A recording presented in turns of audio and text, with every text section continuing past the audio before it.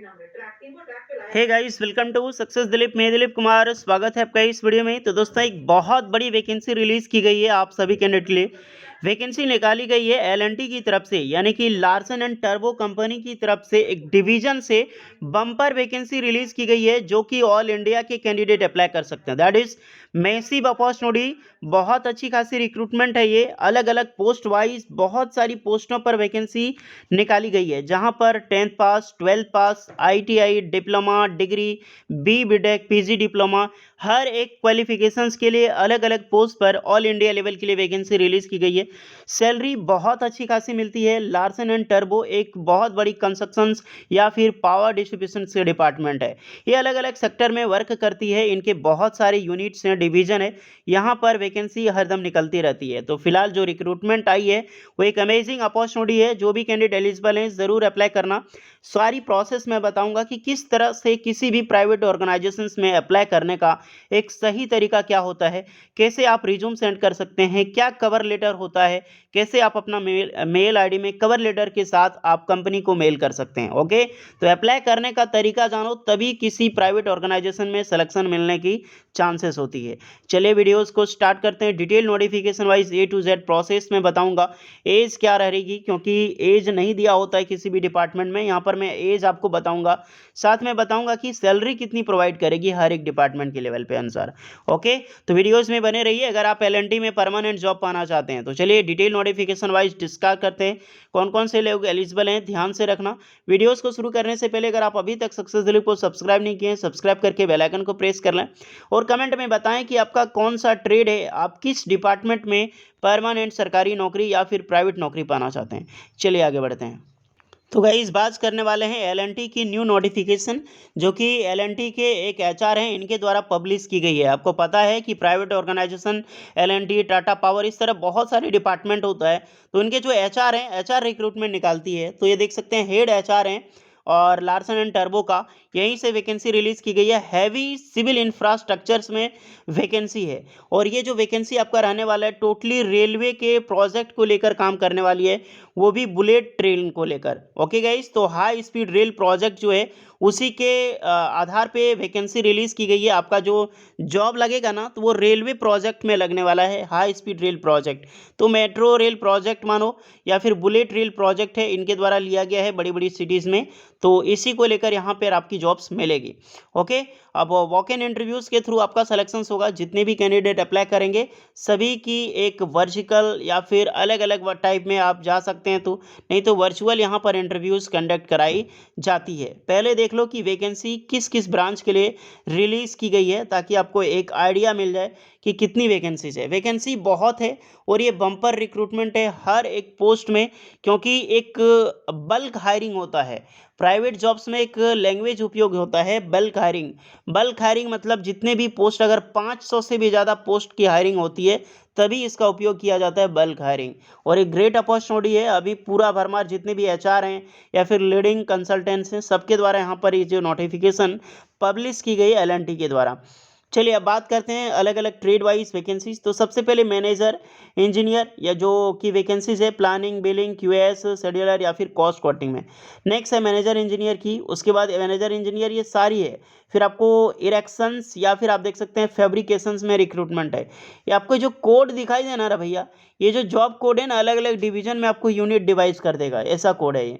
Next देख सकते हैं फॉरमैन, जो पाइपिंग या फिर रिवर ब्रिज है, इसमें के लिए वैकेंसीज है। फॉरमैन में फ्रीकास्ट के लिए वैकेंसीज है। क्यूए या फिर क्यूएससी जो आरएमएससी डिपार्टमेंट में वर्क करती है। फिर आपका फ्रेमवर्क में वैकेंसी। स्टेशन एलिवेटेड की है, जो इसमें रिक्रूटमेंट है। स्टेशन में यूजी की वैकेंसी। सर्वे में एलिवेटेड हो गया। सब स्ट्रक्चर जो आपका वाइडक्ट होता है, इसमें रिक्रूटमेंट है। एनएटीए में वैकेंसी है, तो एमएम की रिक्रूटमेंट है। सुपरवाइजर आईआर या फिर एडमिन, आईआर जो आपका होता है इंडियन रेलवे, या फिर एडमिन में काम करने का मौका मिलेगा। सुपरवाइजर की फिर से रिक्रूटमेंट है एग्जीक्यूटिव में। तो अकाउंट एंड स्टोर में आपका लगने वाला है। ये जॉब कोड जब अप्लाई करोगे ना, तो खास करके जो भी आपका इंटरेस्टेड है, तो आप यहाँ पे कवर लेटर में जॉब कोड भी डाल सकते हैं। ये आपको अच्छा रिजल्ट देगा जब आपकी इंटरव्यूज़ होगी तब। ओके, नेक्स्ट है यहाँ पर कि एजुकेशनल क्वालिफिकेशंस क्या होगी भैया। पहले क्वालिफिकेशंस देख लो, एजुकेशनल क्वालिफिकेशंस क्या होगी। जितने भी कैंडिडेट हैं, जो मैनेजर हो गया, इंजीनियर हो गया, एग्जीक्यूटिव हो गया या फिर सुपरवाइजर, इस तरह की रिक्रूटमेंट है। इसमें अप्लाई करने के लिए अगर आपने डिप्लोमा कर रखी हो, अगर आप फिर BTech कर रखी हो, ग्रेजुएशन कर रखी हो इन इंजीनियरिंग में, तो बिल्कुल आप अप्लाई कर सकते हैं। अब ब्रांच कौन सा चलेगा, ब्रांच जितने भी पोस्ट एनी ब्रांच है, जैसे कि सिविल हो गया, मैकेनिकल हो गया, इलेक्ट्रिकल हो गया, अदरवाइज कंप्यूटर साइंस के कैंडिडेट भी एलिजिबल हैं यहाँ पर कुछ सारी पोस्टों के लिए। बट सबसे ज़्यादा इसमें वैकेंसी है मैकेनिकल की, उसके बाद है इलेक्ट्रिकल की, देन आपका हो गया सिविल की। ये तीनों ब्रांच मोस्टली अप्लाई करना जितने भी कैंडिडेट इस वीडियोस को देख रहे हैं, चाहे आप डिप्लोमा हो या फिर डिग्री BTech कर रखी हो, तब AICTE या फिर UGC द्वारा मान्यता प्राप्त होनी चाहिए आपके पास, और ऑलमोस्ट 60% मार्क्स ज़रूरी है, ध्यान रखना। नेक्स्ट रिक्रूटमेंट है जितनी भी सारी पोस्ट में फॉरमैन, चार्ज हैंड या फिर टेक्नीशियन की, कई सारी अपने जगह में भी देखा होगा कि फॉरमैन की रिक्रूटमेंट है। ये देख सकते हैं फॉरमैन हो गया, तो यही सब में टेक्नीशियन की वैकेंसीज आ जाती है, और चार्जमैन की, फैब्रिकेशंस की, इस तरह जैसे कि आपको प्लानिंग की हो गया, और एक आपका पाइपिंग, हाँ ये पाइपिंग की रिवर ब्रिज में, तो यहाँ पर ITI के कैंडिडेट के लिए वैकेंसीज आती है। फॉरमैन में यहाँ पर निकल जाएगी, उसके बाद यहाँ पर फॉरमैन में फिर आपका फॉर्म वर्क में निकल जाएगी, सुपरवाइजर में IR या फिर एडमिन में वैकेंसीज आ जाएगी। तो ये सब में जो रिक्रूटमेंट आएगी वहाँ पर अप्लाई करने के लिए आपके पास ITI मस्ट है, याद रखना। जितने 10th तो एलिजिबल है भैया, बट 10th में ज़्यादा एक्सपीरियंस की डिमांड की जाएगी। अदरवाइज आप ITI पास आउट हैं, आपके पास कम एक्सपीरियंस भी है, तो बिल्कुल आप अप्लाई कर सकते हैं। ओके, तो ITI वालों के लिए वैकेंसी ध्यान रखना कि फॉरमैन, चार्ज हेडमैन या फिर आपका जो टेक्नीशियन की वैकेंसीज होगी जब आप इंटरव्यूज़ के लिए जाओगे, अदरवाइज आप वॉक इन इंटरव्यूज़ दोगे, तो उसमें ये सब सारी चीज़ें पूछी जाएगी और यही पोस्ट आपको सेलेक्टेड मिलेगी। एक EHSS की रिक्रूटमेंट है, और ये EHSS में जो डिप्लोमा सेफ्टी होता है वो कैंडिडेट अप्लाई कर सकते हैं। जो सेफ्टी इंजीनियरिंग वाले अप्रूव्ड होते हैं वो सब एलिजिबल होंगे। तो होपफुली क्वालिफिकेशन समझ में आ जाएगी। 18 से 35 साल के कैंडिडेट इस फॉर्म के लिए अप्लाई कर सकते हैं, ध्यान रहे। और ऑल इंडिया लेवल की वैकेंसीज है। एक चीज़ यहाँ पर ध्यान रखना है, प्रोफेशनल्स रखी गई है, तो जितने भी प्रोफेशनल्स हैं उसकी जो लगभग एक्सपीरियंस होगी वो 3 से 20 साल होनी चाहिए। मतलब मिनिमम 3 साल, 20 साल मत रखो यार, ये सब लिख देता है, मिनिमम 3 साल। तो प्रोफेशनल्स के लिए मैंने बात की है, ये नहीं कि आपका जितने भी स्टूडेंट हैं सबका 3 साल होना चाहिए। आपके पास 1 साल है, 6 मंथ है या फिर 2 मंथ है, तो अप्लाई करने की पूरी कोशिश करना, मेल सेंड कर दो। ओके, और वॉक इन इंटरव्यूज़ देखो, वॉक इन ड्राइव इन मुंबई रखा गया है 9 बजे से लेकर 5 बजे के बीच में, और टाइम आपका जो रहने वाला है 9 सितंबर सैटरडे एंड 10 सितंबर संडे, यानी कि 9 और 10 तारीख को आपका इंटरव्यूज़ होगा। यहाँ पर कुछ रखा गया मिनिमम 3 वर्क एक्सपीरियंस 3 साल की, एलिवेटेड या फिर अंडरग्राउंड मेट्रो प्रोजेक्ट में।